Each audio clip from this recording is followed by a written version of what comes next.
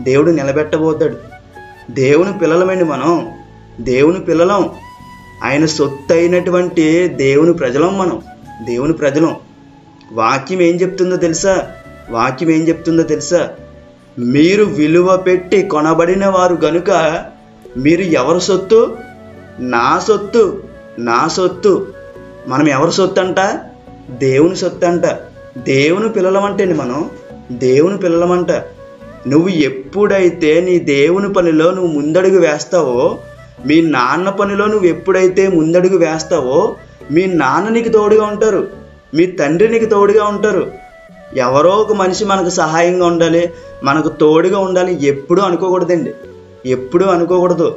ఎందుకంటే మనుషులను నమ్ముకొనుట కంటే యెహోవాను ఆశ్రయించుట మేలు అని గ్రంథం చెప్తుంది.